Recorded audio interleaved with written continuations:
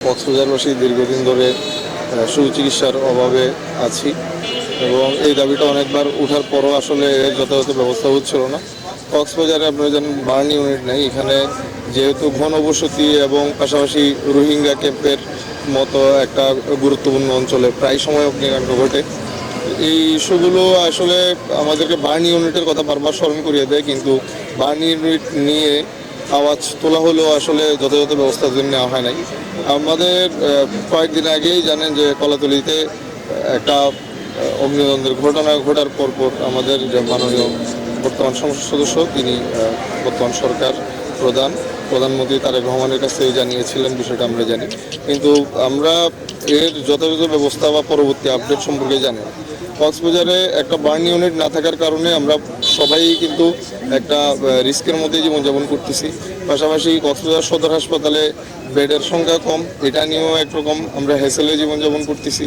কক্সবাজারের যে সদর হাসপাতাল, এই যে আইসিইউ ব্যবস্থা আসলে বৃদ্ধিকরণ সহ এবং হাসপাতাল কেন্দ্রিক যে সিন্ডিকেটগুলো যেগুলো মাফিয়াতন্ত্র তৈরি করে এবং আমাদের সুচিকিৎসার প্রতি অন্তরায়, এসব জিনিসগুলো যাতে স্বাস্থ্য মন্ত্রণালয় গুরুত্ব সহকারে দেখে এবং কক্সবাজারবাসীর জন্য যাতে সুচিকিৎসার ব্যবস্থা করার জন্য একটা পদক্ষেপ নেয়, সেই কারণে আজকে আমাদের এই মানববন্ধন কর্মসূচি এবং গণস্বাক্ষর কর্মসূচি হয়েছে। কক্সবাজারের চারজন এমপি কক্সবাজার সরকার দলীয় এবং সাথে সাথে কক্সবাজারের স্বরাষ্ট্রমন্ত্রীও কক্সবাজারের। তাইলে আপনাদেরকে বলতে আমার আসলে লজ্জা হচ্ছে যে আপনারা এত উপরে পর্যায়ে থাকার পরেও আপনারা কেন কক্সবাজারটাকে নিয়ে অবহেলা করছেন। আপনারা চাইলে আপনাদের একটা নির্দেশনায় কক্সবাজারের স্বাস্থ্য ক্ষেত্রে উন্নয়ন হয়ে যায়, তারপরেও কেন আপনারা এটা করছেন না, এটা আপনাদের কাছে প্রশ্ন। আপনি কক্সবাজারের জনাব সালাউদ্দিন আহমেদ সাহেব, আপনি কক্সবাজারের একজন বিজ্ঞ রাজনীতিবিদ, সাথে সাথে আপনি স্বরাষ্ট্রমন্ত্রী পদে আছেন। আপনি চাইলে আপনার একটা ইশারায়, আমি বলবো একটা ইশারায় কক্সবাজার সদর হাসপাতালের যে আজকে যে দুর্দশা এগুলো ঠিক হয়ে যায়। আমরা দেখেছি ফ্যাসিস্ট আওয়ামী লীগ থেকে শুরু করে জুলাই পরবর্তী আন্দোলনের পরেও এখনও কক্সবাজার সদর হাসপাতালে যারা পরিচালনা পরিষদের যারা আছেন তারা এখনও দুর্নীতি করে যাচ্ছেন। আমি মনে করি যে এই দুর্নীতির কারণে কক্সবাজারের বার্ন ইউনিট এবং আইসিইউ সঠিকভাবে পরিচালিত হচ্ছে না।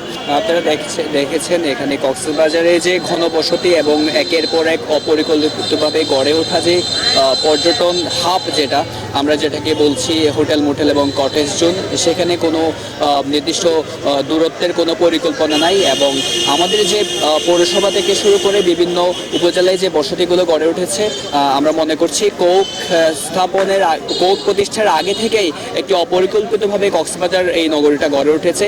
এই পরিকল্পনার ঘাটতির কারণে অনেক সময় অনেক অগ্নি দুর্ঘটনা ঘটছে এবং অনেক মানুষ তাতে হতাহত হচ্ছে এবং সম্প্রতি যে গ্যাস পাম্প বিস্ফোরণের মাধ্যমে যে অগ্নিকাণ্ডের ঘটনা ঘটেছে, সেটি যদি লোকালয়ে ছড়িয়ে যেত বা লোকালয়ের পার্শ্ববর্তী যে হোটেল মোটেল জোন ছিল সেখানে ছড়িয়ে যাওয়ার সম্ভাবনা ছিল, এতে আমরা মনে হয় কক্সবাজারে একটি লাশের এবং মৃত্যুপুরীতে পরিণত হতো।